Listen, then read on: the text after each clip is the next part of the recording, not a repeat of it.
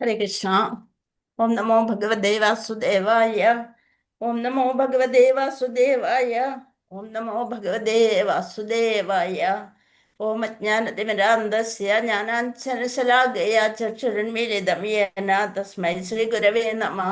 ശ്രീചൈതന്യമനോഭീഷ്ടം സ്ഥാപിതം യേന ഭൂതലേ സ്വയം രൂപകഥാം മഹ്യം ദദാതി സപദാന്തികം. വന്ദേഹം ശ്രീഗുരോൻ ശ്രീയുതപദകമലം ശ്രീഗുരോൻ വൈഷ്ണവാംശ ശ്രീരൂപം സാഗ്രജാതം സഹഗണ രഘുനാഥാന്യതം തം സജീവം സാദ്വൈതം സാവധൂതം പരിജനസഹിതം കൃഷ്ണ ചൈതന്യദേവം ശ്രീരാധാകൃഷ്ണപാദാൻ സഹഗണ ലളിതാ ശ്രീവിശാഖാന്യതാംശ. ഹേ കൃഷ്ണ കരുണാ സിന്ധോ ദീനബന്ധോ ജഗത്പദേ ഗോപേശ ഗോപികാന്ത രാധാകാന്ത നമോസ്തുതേ. തപ്തകാഞ്ചന ഗൗരാംഗീ രാധേ വൃന്ദാവനേശ്വരി വൃഷഭാനുസുതേ ദേവി പ്രണമാമി ഹരിപ്രിയേ. വാഞ്ചകൽപതരുഭ്യസ്യ കൃപാ സിന്ധുഭ്യ ഏവ ച പതിതാനാം പാവനേഭ്യോ വൈഷ്ണവേഭ്യോ നമോ നമഃ. നമോ ഓം വിഷ്ണുപാദായ കൃഷ്ണപൃഷ്ഠായ ഭൂതലേ ശ്രീമതേ ജയപതാക സ്വാമിനിധി നാമിനെ നമാചാര്യപാദായ നിധായ കൃപാപ്രദായിനെ ഗൗരഗദാമതായ നഗരഗിരാമതാരിണേ. നമോ ഓം വിഷ്ണുപാദായ കൃഷ്ണപൃഷ്ഠായ ഭൂതലേ ശ്രീമതേ ഭക്തിവേദാന്ത സ്വാമിനിധി നാമിനെ നമസ്തേ സാരസ്വതേ ദേവേ ഗൗരവാണി പ്രചാരിണേ നിർവിശേഷ ശൂന്യവാദി പാശ്ചാത്യദേശതാരിണേ. ജയ ശ്രീകൃഷ്ണ ചൈതന്യ പ്രഭു നിത്യാനന്ദ ശ്രീ അദ്വൈത ഗദാധര ശ്രീവാസാദി ഗൗരഭക്തവൃന്ദ. ഹരേ കൃഷ്ണ കൃഷ്ണ കൃഷ്ണ ഹരേ ഹരേ ഹരേ രാമ രാമ രാമ ഹരേ ഹരേ. ഹരേ കൃഷ്ണ കൃഷ്ണ കൃഷ്ണ ഹരേ ഹരേ ഹരേ രാമ രാമ രാമ ഹരേ ഹരേ. ഹരേ കൃഷ്ണ കൃഷ്ണ കൃഷ്ണ ഹരേ ഹരേ. ഹരേ രാമ രാമ രാമ ഹരേ ഹരേ. ഹരേ കൃഷ്ണ. ജയ ജയ ഭാഗവത ദേവാ ജയ ജയ ഭാഗവത. ജയ ജയ രാധാ കൃഷ്ണ സ്വരൂപ ജയ ജയ ഭാഗവത ദേവാ ജയ ജയ ഭാഗവത. നിഗമകൽപക തരോർഗളിതം ഫലം സുഖമുഖാദമൃതദ്രവ സംയുതം പിബത ഭാഗവതം രസമാലയം മുഹുരഹോ രസിക ഭുവി ഭാവുക. നാരായണം നമസ്കൃത്യം നരം ചൈവ നരോത്തമം ദേവീം സരസ്വതീം വ്യാസം തതോ ജയമുദീരയേത്.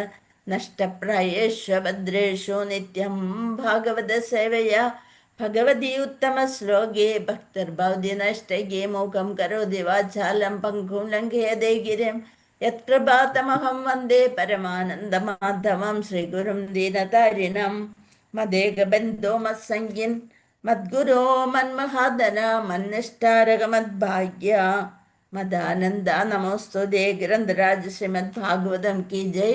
श्रील गुरु प्रभुपाद की जय. श्री गुरुदेव की जय. निताई गौर प्रमानंदे.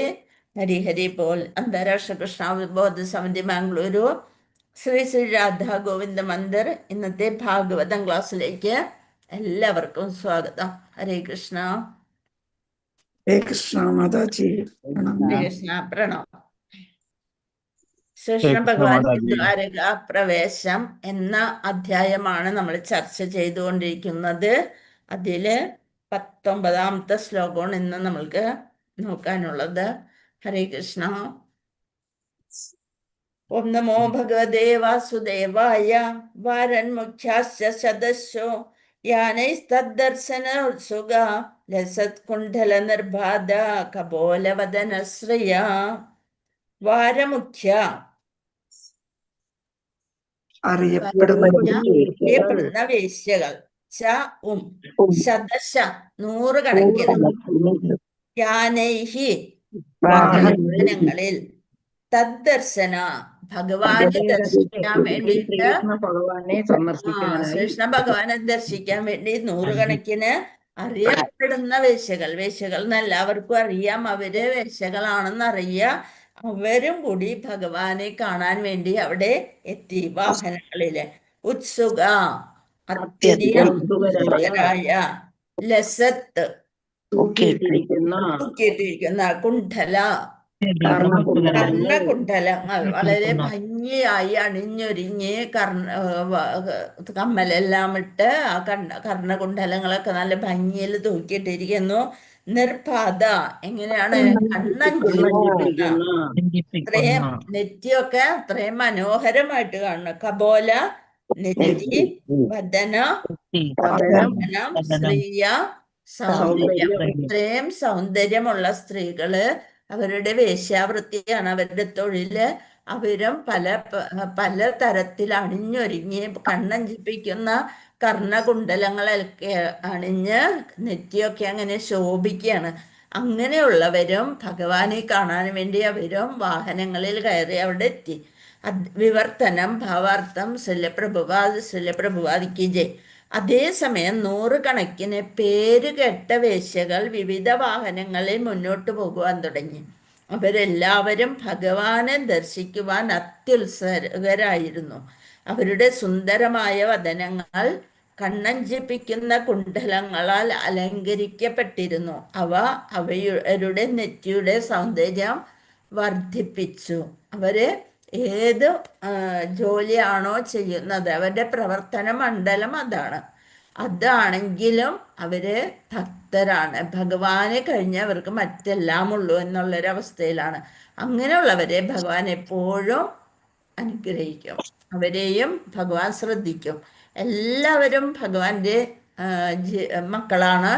അത് പലതരത്തിലുള്ള ജോലി ചെയ്യുന്നവരുണ്ട്. പക്ഷെ അവര് എന്ത് കർമ്മമണ്ഡലത്തിലാണെങ്കിലും ഭഗവാനിൽ ശരണാഗതി പ്രാപിച്ചാല് അവരെ അനുഗ്രഹിക്കാൻ ഭഗവാൻ കൂടി ഉണ്ടാവും. അത് നമ്മൾക്കും കൂടി തരുന്ന ഒരു സൂചനയാണ്. അതായത് ഭവാർത്ഥം ഭഗവാന്റെ ഭക്തകളാണെങ്കിൽ വേശ്യകളെ പോലും, ഇനി അറവുകാരാണ്, മൃഗങ്ങളെ അറക്കണതാണ് അവരെ തൊഴിലെങ്കിലും അവരും ഭഗവാനെ പ്രാർത്ഥിച്ചുകൊണ്ട് ഇങ്ങനെ ഒരു കർമ്മം ചെയ്യാനാണല്ലോ എനിക്ക് വിധി എന്ന് വിചാരിച്ചുകൊണ്ട് ഭഗവാനെ പ്രാർത്ഥിച്ചുകൊണ്ട് ചെയ്താൽ അവരെ പോലും ഭഗവാൻ അനുഗ്രഹിക്കും. ഭഗവാന്റെ ഭക്തകളാണെങ്കിൽ വേശ്യകളെപ്പോലും നാം വെറുക്കേണ്ടതില്ല.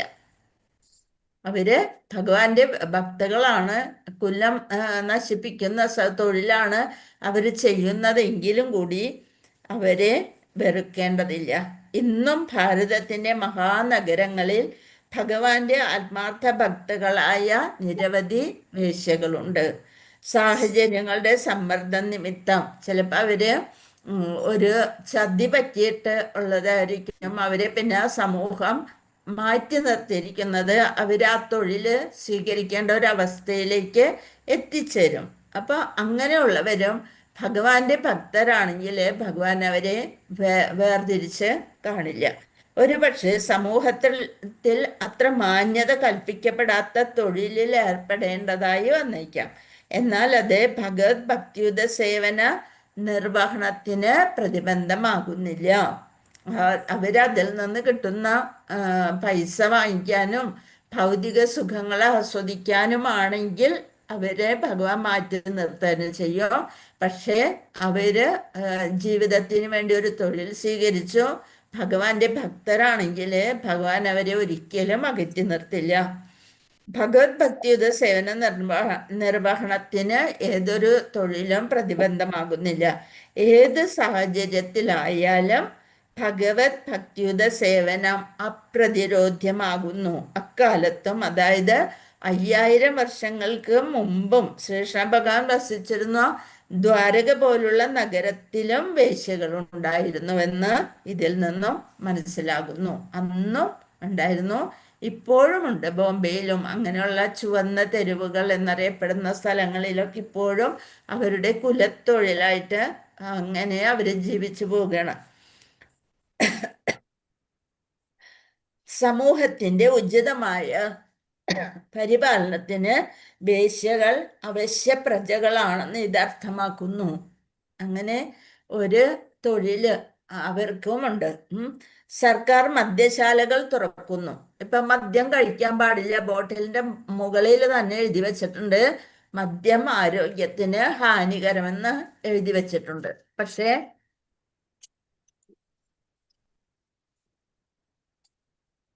ഹാനികരമെന്ന് എഴുതി വെച്ചിട്ടുണ്ട്, പക്ഷെ അതെല്ലാതും ആളുകൾ വാങ്ങി കുടിക്കുന്നു.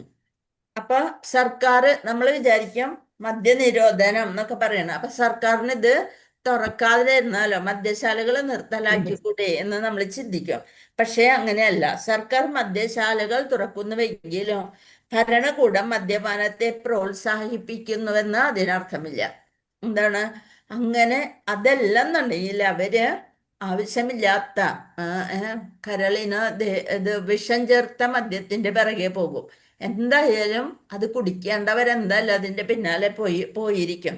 അപ്പൊ ഭരണകൂടം മദ്യപാനത്തെ പ്രോത്സാഹിപ്പിക്കുന്നുവെന്ന് അതിനർത്ഥമില്ല. അതിന്റെ ആശയം എന്തെന്നാൽ, ഏത് വിധേനയും മദ്യപിക്കുന്ന കുറെ കൂട്ടരുണ്ടാവും. അവര് മഹാനഗരങ്ങളിൽ മദ്യനിരോധനം ഏർപ്പെടുത്തിയാൽ നിയമവിരുദ്ധമായി അവരെന്ത് ചെയ്യും?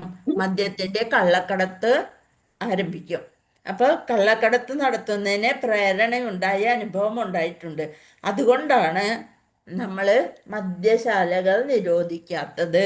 അതേപോലെ ഭവനത്തിൽ സംതൃപ്തി ലഭിക്കുന്നില്ല, ഭാര്യമാര് ഭർത്താക്കന്മാരുടെ ആവശ്യങ്ങളൊന്നും പൂർത്തീകരിച്ച് നൽകുന്നില്ലെങ്കിൽ അവര് ആരെ പ്രാപിക്കും? അവര് പുറമേ പോയി അവരുടെ ലൈംഗിക ആസക്തി അവര് തീർക്കും. ഭവനത്തെ സംതൃപ്തി ലഭിക്കാത്തവരുടെ വേശ്യകളെ ആശ്രയിക്കുന്നു. അത്തരക്കാർക്ക് ആ വിധത്തിലുള്ള സൗജന്യം ആവശ്യമാകുന്നു. വേശ്യകളില്ലാത്ത പക്ഷം അത്തരം തരംതാണ മനുഷ്യർ മറ്റുള്ളവരെ വേശ്യാവൃത്തിക്ക് പ്രേരിപ്പിക്കുകയും ചെയ്യുന്നു. ആയതിനാൽ സമൂഹത്തിന്റെ പവിത്രത നിലനിർത്താനായി വേശ്യകൾ വിപണിയിൽ ലഭ്യമാകുന്നത് ഒരർത്ഥത്തിൽ നല്ലതാണ്. സമൂഹത്തിൽ വേശ്യകളെ പ്രോത്സാഹിപ്പിക്കുന്നതിലും നല്ലത് ഒരു വിഭാഗം വേശ്യകളെ പരിപാലിക്കുന്നതാകുന്നു. യഥാർത്ഥ പുനരുദ്ധാരണം സ്ക്രീനിൽ കാണുന്നില്ല മാതാജി. കൃഷ്ണ. ഓ, ഹരേ കൃഷ്ണ. സ്ക്രീനിൽ കാണുന്നില്ല. ഇപ്പോൾ വരുന്നു. ഞാൻ ബുക്ക് നോക്കി പറഞ്ഞു പോയി, സോറി. സമൂഹത്തിന്റെ ഉചിതമായ പരിപാലനത്തിന് വേശ്യകൾ അവശ്യപ്രജകളാണെന്ന് ഇത് അർത്ഥമാക്കുന്നു. സർക്കാർ മദ്യശാലകൾ തുറക്കുന്നുവെങ്കിലും ഭരണകൂടം മദ്യപാനത്തെ പ്രോത്സാഹിപ്പിക്കുന്നുവെന്ന് അതിനർത്ഥമില്ല. അതിന്റെ ആശയം എന്തെന്നാൽ, ഏത് വിധേനയും മദ്യപിക്കുന്ന ഒരു കൂട്ടം മനുഷ്യരുണ്ട്. മഹാനഗരങ്ങളിൽ മദ്യനിരോധനം ഏർപ്പെടുത്തിയപ്പോൾ നിയമവിരുദ്ധമായി മദ്യ കള്ളക്കടത്ത് നടത്തുന്നതിന് പ്രേരണയുണ്ടായ അനുഭവം ഉണ്ടായിട്ടുണ്ട്. അതേപോലെ ഭവനത്തിൽ സംതൃപ്തി ലഭിക്കാത്തവർ വേശ്യകളെ ആശ്രയിക്കുന്നു. അത്തരക്കാർക്ക് ആ വിധത്തിലുള്ള സൗജന്യം ആവശ്യമാകുന്നു.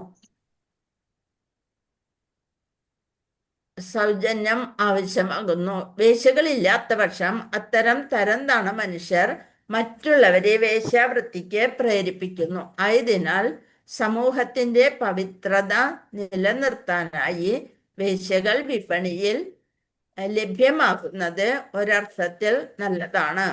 സമൂഹത്തിൽ വേശ്യകളെ പ്രോത്സാഹിപ്പിക്കുന്നതിലും നല്ലത് ഒരു വിഭാഗം വേശ്യകളെ പരിപാലിക്കുന്നതാകുന്നു. യഥാർത്ഥ പുനരുദ്ധാരണം സർവമാന ജനങ്ങളെയും ഭഗവത് ഭക്തരാകാൻ ബോധവൽക്കരിക്കുകയാകുന്നു.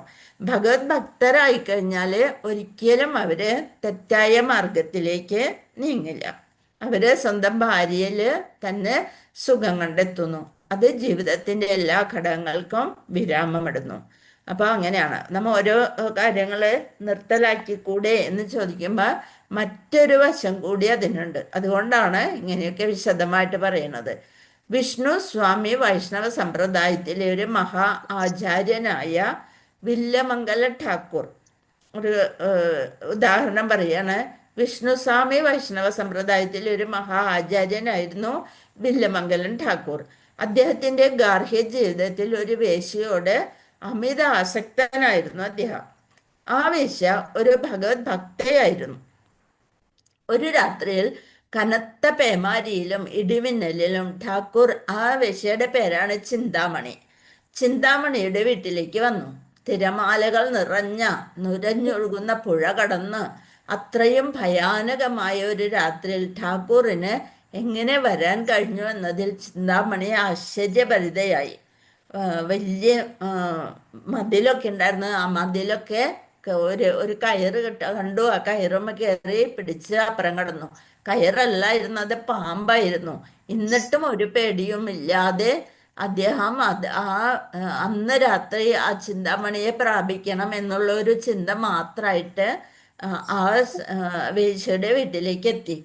തന്നെ പോലെ ഒരു നിസ്സാരയായ സ്ത്രീയുടെ മജ്ജയോടും മാംസത്തോടുമുള്ള അദ്ദേഹത്തിന്റെ ആകർഷണം ഭഗവാന്റെ അതീന്ദ്രിയ സൗന്ദര്യത്തോടുള്ള ആകർഷണത്തെ കൈവരിക്കാനായി ഭഗവത് ഭക്തിയുത സേവനത്തിലേക്ക് തിരിച്ചു വിടാൻ കഴിഞ്ഞാൽ സമുചിതമായി വിനിയോഗിക്കപ്പെടുമെന്ന് അവൾ വില്ലമംഗലം ഠാക്കൂറിനോട് പറഞ്ഞു. അവളുടെ എഴുത്ത് ഇത്രയും കഷ്ടപ്പാടുകളൊക്കെ സഹിച്ച് അദ്ദേഹം ആ പാതിരാത്രി പുഴ കടക്കാനായിട്ട് ഒരു മൃതദേഹത്തിനെയാണ് കൂട്ടുപിടിച്ചത്.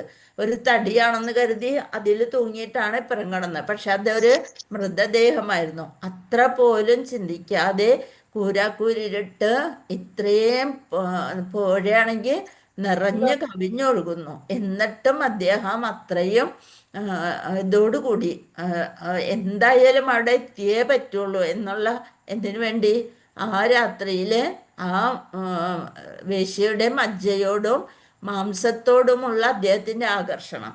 അപ്പോൾ ആ വേശ്യ പറഞ്ഞു, എന്താ പറഞ്ഞത്, ആ വേശ്യയാണെങ്കിൽ ഒരു ഭക്തിയായിരുന്നു.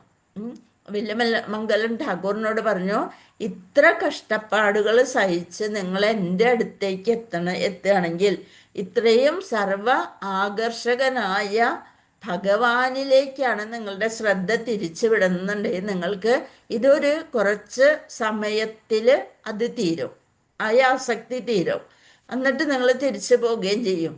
പക്ഷെ ഇത് ഭഗവാനിലേക്കാണ് ഇത്ര അധികം ഭക്തിയുത സേവനം നിങ്ങൾ ചെയ്യുകയാണെന്നുണ്ടെങ്കിൽ നിങ്ങൾക്ക് എന്നും ഭഗവാൻ കൂട്ടുണ്ടാവില്ലേ,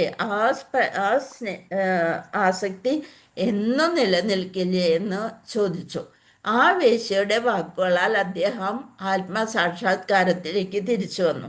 അത് കേട്ട വഴിക്ക് അദ്ദേഹം എന്തായി, ശരിയാണ്, ഞാൻ ഇത്രയും നീചമായ ഒരു ആസക്തി കൊണ്ടു നടക്കണേൽ നല്ലത് ഭഗവാനിലേക്കാണ് എൻ്റെ ആസക്തി തിരിച്ചു വിടേണ്ടതെന്ന് ആ വില്ലമംഗലം ഠാക്കൂറിന് മനസ്സിലായി. അദ്ദേഹം പിന്നീട് ഏറ്റവും വലിയൊരു ഭക്തനായി തീർന്നു. അത് ഠാക്കൂറിന് ഒരു സുപ്രധാന മുഹൂർത്തമായിരുന്നു. ആ വേശ്യയുടെ വാക്കുകളാൽ അദ്ദേഹം ആത്മസാക്ഷാത്കാരത്തിലേക്ക് തിരിച്ചു വന്നു. പിന്നീട് ആ വേശ്യയെ ഠാക്കൂർ തൻ്റെ ആത്മീയ ഗുരുവായി സ്വീകരിച്ചു. ആ വേശ്യയെ പിന്നെ മാംസ സൗന്ദര്യത്തോടുള്ള ആസക്തിയിൽ നിന്ന് ഒരു ഗുരുവിൻ്റെ പദവിയിലേക്ക് ആ വേശ്യയെ ഉയർത്തി ഗുരുവായി സ്വീകരിക്കുകയും അദ്ദേഹത്തിൻ്റെ സാഹിത്യ രചനകളിൽ നിരവധി ഇടങ്ങളിൽ നേർവഴി കാട്ടിത്തന്ന ചിന്താമണി അദ്ദേഹം പ്രകീർത്തിക്കുകയും ചെയ്തു. ഇത് തന്നെ നമ്മുടെ ഭഗവത്ഗീതയിലെ 9-ാമത്തെ അധ്യായത്തിൽ 32-ാമത്തെ ശ്ലോകത്തിൽ പറയുന്നുണ്ട്. എന്താ പറയുന്നത്? മാം ഹി പാർത്ഥവ്യഭാശ്രിത്യ യേ ബസ്യോപാപയോനയഃ സ്ത്രീയോ വശസ്തദാ ശൂദ്രസ്തേ യാന്തി പരാം ഗതി. നമ്മള് ഒരു അല്ലയോ പാർത്ഥ, എന്നോടുള്ള കലർപ്പറ്റ ഭക്തിയുത സേവനത്തിൽ അഭയം പ്രാപിക്കുന്നവർ അധമ കുലത്തിൽ പിറന്ന ചണ്ടാളനോ അവിശ്വാസികളുടെ കുലത്തിൽ പിറന്നവരോ വേശ്യകളോ ആരായാലും ശരി, ഭഗവാൻ അർജുനനോട് പറയുന്നുണ്ട് 9ാമത്തെ അധ്യായം, അതായത് രാജവിദ്യ രാജഗുഹ്യ യോഗത്തില് ഭഗവാൻ അർജുനനോട് പറയുന്നുണ്ട്, എന്നോട് കലർപ്പറ്റ ഭക്തിയുത സേവനത്തിൽ അഭയം പ്രാപിക്കുന്നവര് അവര് ഏത് കുലത്തിൽ പിറന്നാലും, ചണ്ടാളനോ അവിശ്വാസികളുടെ കുലത്തിലാണോ വേശ്യകളായാണോ ആരായാലും ശരി, ജീവിത പരിപൂർണത പ്രാപിക്കുന്നു. എങ്ങനെയായാല് ഏത് കുലം ഒന്നും പ്രശ്നമല്ല, ഭഗവാനില് ഭക്തിയുത സേവനം ഉണ്ടായാല് അവരെന്തായിത്തീരും?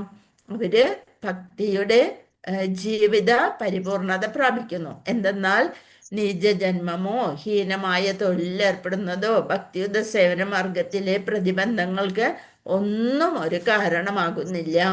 അത് അനുവർത്തിക്കുവാൻ ആഗ്രഹിക്കുന്ന ഏവർക്കും ഈ പാത തുറന്നു കിടക്കുന്നു എന്ന് ഭഗവാന്റെ വാണിയിൽ തന്നെ പറഞ്ഞിട്ടുണ്ട്. ഭഗവാനെ ദർശിക്കാൻ വ്യഗ്രത പൂണ്ട ദ്വാരകയിലെ വേശ്യന്മാരെല്ലാവരും അദ്ദേഹത്തിന്റെ കലർപ്പറ്റ ഭക്തരായി കാണപ്പെടുന്നു.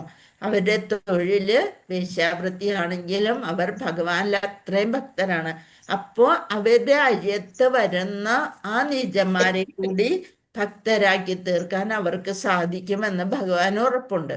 അപ്രകാരം മുകളിൽ ഉദ്ധരിച്ച ഭഗവത്ഗീത ശ്ലോകം അനുസരിച്ച് അവരെല്ലാവരും മോക്ഷമാർഗത്തിലായിരുന്നു. അവര് ഭഗവാന്റെ കാരുണ്യത്തിന് അർഹരായിരുന്നു. ആകയാൽ പൗരന്മാരെ ഭഗവാന്റെ ഭക്തരാക്കി മാറ്റുന്നതിനുള്ള കൂട്ടായ യജ്ഞമാണ് സമൂഹത്തിന് ആവശ്യമായ ഒരേ ഒരു പരിഷ്കാരം. അപ്രകാരം സ്വർഗലോകവാസികളുടെ സർവ സദ്ഗുണങ്ങളും അവയുടേതായ രീതിയിൽ അവരെ ഗ്രസിക്കും. അന്യഥ എത്രത്തോളം നമ്മൾ ഭൗതിക പുരോഗതി കൈവരിച്ചവരായാലും അഭക്തരായവർക്ക് യാതൊരു സദ്ഗുണങ്ങളും ഉണ്ടായിരിക്കില്ല. കുറേ പൈസ ഉണ്ടായെന്ന് പറഞ്ഞിട്ട് ഒരു കാര്യമില്ല. അവർക്ക് ഭഗവാനിൽ വിശ്വാസം, നിരീശ്വരവാദികളും കുറേ പൈസ ഉണ്ട്, അവരെങ്ങനെ അവർക്കൊന്നും ഭഗവാന്റെ കാരുണ്യം ലഭിക്കില്ല. അഭക്തരായവർക്ക് യാതൊരു സദ്ഗുണങ്ങളും ഉണ്ടായിരിക്കില്ല. അന്തരം എന്തെന്നാൽ ഭഗവത് ഭക്തർ മോക്ഷമാർഗത്തിലും അതേസമയം ഭക്തി ഇല്ലാത്തവര് അധികതരമായി ഭൗതിക ബന്ധനത്തിൽ കുരുക്കപ്പെടുന്ന മാർഗത്തിലുമാകുന്നു. സാംസ്കാരിക പുരോഗതിയുടെ മാനദണ്ഡം ജനങ്ങൾ വിദ്യാസമ്പന്നരായിരിക്കണം, മോക്ഷമാർഗത്തിൽ പുരോഗതി പ്രാപിച്ചവരുമാണോ എന്നതാണ്. 4 തരത്തിലുള്ള ആളുകളെ ഭഗവാനെ അടുത്ത് വരും. ആരൊക്കെയാണ്?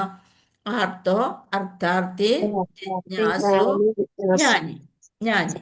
അപ്പൊ ജ്ഞാനിനെയാണ് ഭഗവാൻ ഇഷ്ടം എന്ന് തന്നെ പറഞ്ഞിട്ടുണ്ട്, അല്ലെ? അതായത് ഭഗവാനെ കുറിച്ച് കൂടുതൽ അറിയാൻ ഇഷ്ടമുള്ളവരാണ് ജ്ഞാനികള്. അപ്പൊ അതുപോലെ ഉള്ളവര് മോക്ഷമാർഗത്തിന്റെ പുരോഗതി പ്രാപിച്ചവരുമാണ്. ഓം നമോ ഭഗവതേ വാസുദേവായ. ശ്ലോകം 20. നടനർത്തക ഗന്ധർവ സുതമാഗത വന്ദിനഃ ഗായന്തി ചോത്തമ ശ്ലോക ചരിതാന്യത്ഭുതാനി ച. നട, നടൻ, നർത്തക, ഗന്ധർവ, സ്വർഗലോക, സൂത, പുരാവർത്തകർ, മാഗധ, വംശചരിത്രജ്ഞർ, വന്ദിനഃ, അഭിജ്ഞരായ പ്രാസംഗികര്, ഗായന്തി, ച, യഥാനുക്രമം, ഉത്തമ ശ്ലോക, പരമപുരുഷ ഭഗവാൻ, ഉത്തമ ശ്ലോക പരമപുരുഷ ഭഗവാൻ, ചരിതാനി പ്രവർത്തനങ്ങൾ, അദ്ഭുതാനി എല്ലാം മാനുഷമായ ചാവും. അപ്പൊ എങ്ങനെയുള്ളവരൊക്കെയാണ്? ഭഗവാന്റെ അതിമാനുഷ ലീലകളാൽ മനുഷ്യർക്ക് ചെയ്യാൻ സാധിക്കാത്ത ലീലകളാണ് ഭഗവാൻ ചെറുപ്രായത്തിൽ തുടങ്ങി ചെയ്തത്. അപ്പൊ ഭഗവാന്റെ അതിമാനുഷ ലീലകളാൽ പ്രചോദിതരായി വിദഗ്ധരായ നാടകക്കാരും കലാകാരന്മാരും നർത്തകരും ഗായകരും പുരാവർത്തകരും വംശചരിത്രകാരന്മാരും വിദൂഷികളായ പ്രാസംഗികരും എല്ലാം അവരുടേതായ സംഭാവനകൾ പ്രദാനം ചെയ്തും അപ്രകാരം അവർ മുന്നോട്ട് പോയിക്കൊണ്ടിരിക്കുന്നു. നാടകക്കാരെന്താണ്? ഭഗവാന്റെ ചരിതങ്ങള് നാടകരൂപത്തിലാക്കി അവരവതരിപ്പിക്കുന്നു. ഡാൻസ് നർത്തകര്, അതുപോലെ തന്നെ കലാകാരന്മാരും നർത്തകരും ഗായകര് ഭഗവാനെ പറ്റി കീർത്തിക്കുന്നു. പുരാവർത്തുകര്, അത് ഓരോന്നും കണ്ടുപിടിച്ചവര് വീണ്ടും അതിനെപ്പറ്റി പഠനം നടത്തുന്നു. വംശചരിത്രകാരന്മാര് ഭഗവാൻ 5000 വർഷങ്ങൾക്ക് മുമ്പ് ഇവിടെ വന്നപ്പോൾ എന്തൊക്കെ ചെയ്തു അത് കണ്ടുപിടിക്കുന്നു. അതിനെപ്പറ്റി പ്രസംഗിക്കുന്നവര് ഇവരെല്ലാവരും ഇതുപോലെയുള്ള സംഭാവനകളെ പ്രദാനം ചെയ്തു. അപ്രകാരം അവർ മുന്നോട്ട് പോയിക്കൊണ്ടിരിക്കുന്നു. നമ്മളും നമ്മൾക്ക് കഴിയുന്ന രീതിയിൽ ഭഗവാന്റെ കഥകൾ മറ്റുള്ളവരിൽ എത്തിക്കാനായിട്ട് ശ്രമിക്കണം. ഭാവാർത്ഥം ശ്രീല പ്രഭുപാദിക്ക് ജയ്. 5000 വർഷങ്ങൾക്ക് മുമ്പ് നാടകക്കാർ, കലാകാരന്മാർ, നർത്തകർ, ഗായകർ, ചരിത്രകാരന്മാർ, വംശചരിത്രകാരന്മാർ, പ്രാസംഗികർ തുടങ്ങിയവരുടെയും സേവനം സമൂഹത്തിന് ആവശ്യമായിരുന്നു. ഭഗവാനുള്ള സമയത്തും ഇവരുടെയൊക്കെ സേവനം ആവശ്യമായിരുന്നു. നർത്തകർ, ഗായകർ, നാടക കലാകാരന്മാർ എന്നിവർ മിക്കവാറും ശൂദ്ര സമൂഹത്തിൽ നിന്നുള്ളവരായിരുന്നു. അവർക്ക് അതായിരുന്നു അവരുടെ ജീവിതമാർഗം. അതേസമയം പണ്ഡിതരായ പുരാവൃത്തകർ, ഓരോ ചരിത്രങ്ങൾ കണ്ടുപിടിക്കുന്നവർ, അവർ പണ്ഡിതരായിരുന്നു. അതേപോലെ അവരെല്ലാം വംശചരിത്രകാരന്മാര്, പ്രസംഗികന്മാര്, അവരെല്ലാം ബ്രാഹ്മണ സമൂഹത്തിൽ നിന്ന് വന്നവരാകുന്നു. അപ്പൊ ഏത് സമൂഹത്തിലായാലും ഭഗവാനെ കുറിച്ച് ഓരോ കാര്യങ്ങൾ ചെയ്യുന്നതിൽ സമർത്ഥരായിരുന്നു. അവരെല്ലാവരും ഒരു പ്രത്യേക ജാതിയിൽപ്പെടുന്നവരും അതാത് കുടുംബങ്ങളിൽ അപ്രകാരം പരിശീലനം സിദ്ധിച്ചവരുമാകുന്നു. അത്തരം നാടകക്കാരും നർത്തകരും ഗായകരും പുരാവർത്തകരും വംശചരിത്രകാരന്മാരും, അതായത് വൈശ്യരായാലും ബ്രാഹ്മണരായാലും പൊതുപ്രാസംഗികര്, അവർ ബ്രാഹ്മണരായിരിക്കും. വ്യത്യസ്ത കാലങ്ങളിലെയും വിവിധ യുഗങ്ങളിലെയും ഭഗവാന്റെ അതിമാനുഷിക ലീലകളുടെ വിഷയത്തിൽ അവ വളരെ ശ്രദ്ധ പതിപ്പിച്ചിരുന്നു, അല്ലാതെ സാധാരണ സംഭവങ്ങളിലല്ല. അപ്പൊ പണ്ടൊക്കെ സിനിമകൾ വരെ ഭഗവാനെ കുറിച്ചുള്ള സിനിമകൾ തന്നെയാണ് വന്നിരുന്നത്, അല്ലെ? നമ്മുടെ ചെറുപ്പകാലത്തൊക്കെ ഭഗവാനെ കുറിച്ചുള്ള സിനിമകളാണ് അധികം ഉണ്ടായിരുന്നത്, നമ്മളെല്ലാം പോയി കണ്ടിരുന്നതും. അപ്പൊ എല്ലാ പുരാണങ്ങളും വ്യത്യസ്ത കാലങ്ങളിലും യുഗങ്ങളിലും വിവിധ ഗ്രഹങ്ങളിൽ ഭഗവാനുമായി മാത്രം ബന്ധപ്പെട്ട ചരിത്ര സത്യങ്ങളാകുന്നു. അപ്പൊ ഇവിടെ നമ്മുടെ ദ്വാപര യുഗം അവസാനിച്ചു ഈ ഗ്രഹത്തില്. പക്ഷെ മറ്റ് ഗ്രഹങ്ങളിൽ അവിടെ സത്യയുഗമായിരിക്കാം, ദ്വാപരയുഗം, അങ്ങനെ ഓരോന്നായിട്ട് ഇങ്ങനെ മാറിക്കൊണ്ടേയിരിക്കണം. അപ്പൊ ഭഗവാൻ എല്ലായിടത്തും ഉണ്ട്. നമ്മൾ ഇവിടെ നിന്ന് ഭഗവാൻ ഇങ്ങനെ പോയി, പക്ഷേ നാമം പ്രചരിപ്പിക്കാൻ വേണ്ടി ഭഗവാന്റെ എന്താണ് ഭക്തന്റെ ഭാവത്തില് ചൈതന്യ മഹാപ്രഭു വന്ന്, അപ്പൊ അതുപോലെ പല ഗ്രഹങ്ങളില് ഇപ്പൊ ഭഗവാന്റെ ലീലകൾ നടന്നുകൊണ്ടിരിക്കുകയായിരിക്കും. നമ്മൾക്കതറിയാൻ പാടില്ല. നമ്മൾ ആദ്യം വിചാരിച്ചത് നമ്മളുടെ കണ്ണെത്തുന്ന സ്ഥലങ്ങളിൽ അല്ലെങ്കിൽ കാതെത്തുന്ന സ്ഥലങ്ങളിൽ മാത്രമേ ജീവനുള്ളൂ എന്ന് വരെ വിചാരിച്ചതാണ്. അപ്പോഴാണ് അമേരിക്ക, അഫ്ഗാനിസ്ഥാൻ, അങ്ങനെ ഇങ്ങനെ ഓരോ രാജ്യങ്ങൾ കണ്ടപ്പോൾ നമ്മൾ വിശ്വസിച്ചു. എന്താണ്? അതൊക്കെ ഗ്രന്ഥങ്ങളിലുണ്ട്. അതുപോലെ തന്നെ ശാസ്ത്ര ഗ്രന്ഥങ്ങളാണ് പുരാണങ്ങളും ഇതിഹാസങ്ങളൊക്കെ. ആ ഗ്രന്ഥങ്ങളിലുള്ളതും നമ്മൾ അതുപോലെ വിശ്വസിക്കണം. അത് അമേരിക്ക ഉണ്ട്, പിന്നുള്ളതുണ്ടെന്നൊക്കെ ബുക്കുകളിൽ നമ്മൾ കണ്ട് വിശ്വസിച്ചു. പക്ഷെ ഭഗവാൻ ഇവിടെ അവതരിച്ചു, ഭഗവാൻ ഉണ്ട് എന്നുള്ളത് നമ്മൾ വിശ്വസിക്കാനായിട്ട് കുറെ പേർക്കൊന്നും സാധിക്കുന്നില്ല. എല്ലാ പുരാണങ്ങളും വ്യത്യസ്ത കാലങ്ങളിലും യുഗങ്ങളിലും വിവിധ ഗ്രഹങ്ങളിൽ ഭഗവാനുമായി മാത്രം ബന്ധപ്പെട്ട ചരിത്ര സത്യങ്ങളാകുന്നു. ആകയാൽ അവയിൽ കാലഗണനാപരമായ ക്രമം നമുക്ക് കണ്ടെത്തുവാനാകില്ല. ആയതിനാൽ ആധുനിക ചരിത്രകാരന്മാർക്ക് അവ തമ്മിൽ കൂട്ടിയോജിപ്പിക്കുന്ന കണ്ണി കണ്ടെത്താൻ കഴിയുന്നില്ല. അതിനാൽ പുരാണങ്ങളൊക്കെയും കാൽപ്പനിക കഥകൾ മാത്രമാണെന്ന് അവർ അനധികൃതമായി അഭിപ്രായപ്പെടുന്നു. അവർ വേറൊന്നും ചിന്തിക്കണില്ല, ഇതെല്ലാം കെട്ടുകഥകളാണ് എന്ന് പറഞ്ഞ് അവരതിനെ തള്ളുന്നു. ഭാരതത്തിൽ 100 വർഷങ്ങൾക്ക് മുമ്പ് പോലും എല്ലാ നാടക അവതരണങ്ങളും പരമപുരുഷ ഭഗവാന്റെ അതിമാനുഷിക പ്രവർത്തനങ്ങളെ കേന്ദ്രീകരിച്ചായിരുന്നു. 100 വർഷങ്ങൾക്ക് മുമ്പ്, അതായത് നമ്മളൊക്കെ അവളുടെ ചെറുപ്പകാലത്ത് വരെ എല്ലാതും നാടക അവതരണങ്ങളെല്ലാതും ബാലെ അങ്ങനെയുള്ളതെല്ലാതുമാണ് നമ്മൾ അമ്പലപ്പറമ്പുകളിലും ഒക്കെ കണ്ടിരുന്നത്. ഇപ്പോഴാണ് നാടകങ്ങളും പിന്നെ അതുകളൊക്കെ വന്നു തുടങ്ങിയത്. പിന്നെ ഇനി വീണ്ടും തിരിച്ച് ഈ ഒരു ഇതിലേക്ക് പോകുന്നുണ്ട്. ഭജന, കീർത്തനം, അതിനൊക്കെ പ്രാധാന്യം കൊടുത്തുകൊണ്ട് വരുന്നുണ്ട് അല്ലേ. അപ്രകാരം വിദ്യാഭ്യാസ യോഗ്യതകളിൽ ഗണ്യമായ അഭാവമുണ്ടായിരുന്നാലും അജ്ഞരായ കർഷകർ പോലും വേദവിജ്ഞാനത്തിൽ പങ്കാളികളായി തീർന്നിരുന്നു. ആയതിനാൽ വിദഗ്ധ നാടക നടന്മാരും നർത്തകരും ഗായകരും പ്രാസംഗികരുമൊക്കെ സാമാന്യ ജനങ്ങളുടെ ആത്മീയ ജ്ഞാനോദ്ദീപനത്തിന് ആവശ്യമാണ്. വംശചരിത്രകാരന്മാർ ഒരു പ്രത്യേക കുലത്തിലെ മുഴുവൻ അനന്തരഗാമികളെക്കുറിച്ച് പൂർണ്ണ വിവരം നൽകുന്നു. നാടകത്തിലൂടെ എല്ലാം നമ്മൾക്ക് കാണാൻ പറ്റും. ഒരു വംശത്തിന്റെ എല്ലാതും അങ്ങനെ ചേർത്ത് കോർത്തിണക്കി വെച്ചാണ് അവര് കഥകൾ ഉണ്ടാക്കിയിരുന്നത്. ഇപ്പോഴും ഭാരതത്തിലെ തീർത്ഥാടന കേന്ദ്രങ്ങളിലെ മാർഗോപദേഷ്ടാക്കൾ പുതുതായി വരുന്ന തീർത്ഥാടകർക്ക് വംശാവലിയെക്കുറിച്ച് മുഴുവൻ വിവരണവും നൽകുന്നു. അവരുടെ ആ ധാമങ്ങളിലൊക്കെ ഇതെല്ലാം പറഞ്ഞു തരാൻ കഴിവുള്ളവര് ഇപ്പോഴുമുണ്ട്. ഇത്തരം അത്ഭുതാവഹമായ പ്രവൃത്തി പലപ്പോഴും അവണ്ണമുള്ള പ്രധാന വിവരങ്ങൾ സ്വീകരിക്കുന്നതിനായി അധികം ഉപഭോക്താക്കളെ ആകർഷിക്കുന്നു. നമ്മളെപ്പോഴും അതിന് മുൻ പരിചയമുള്ള പ്രഭുക്കന്മാരുടെ കൂടെ ആയിരിക്കണം ധാമങ്ങളെ സന്ദർശിക്കേണ്ടത്. അല്ലാണ്ട് ഒരു വിനോദസഞ്ചാരത്തിനായി നമ്മൾ ധാമത്തിൽ പോവരുത്. അവിടെ ചെന്ന് കഴിയുമ്പോൾ അതെല്ലാം പവിത്രമാണ് എന്നുള്ളൊരു ചിന്താഗതിയോട് കൂടിയാണ് നമ്മൾ ആ ധാമങ്ങളെ കാണേണ്ടത് എന്നുകൂടി പറയണം. ശ്ലോകം 21. ഓം നമോ ഭഗവതേ വാസുദേവായ. ഭഗവാംസ്തത്ര ബന്ധൂനാം പൗരാണാമനുവർത്തിനാം യഥാവിധി. സമയായി അല്ലേ? ഹരേ കൃഷ്ണ. ഓം നമോ ഭഗവതേ വാസുദേവായ. ഇത്ര വേഗം സമയം പോണേ.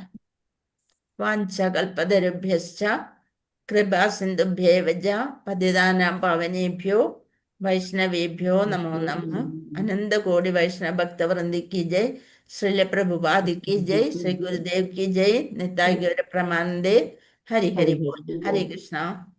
ഹരേ കൃഷ്ണ. എന്താരും പറയാ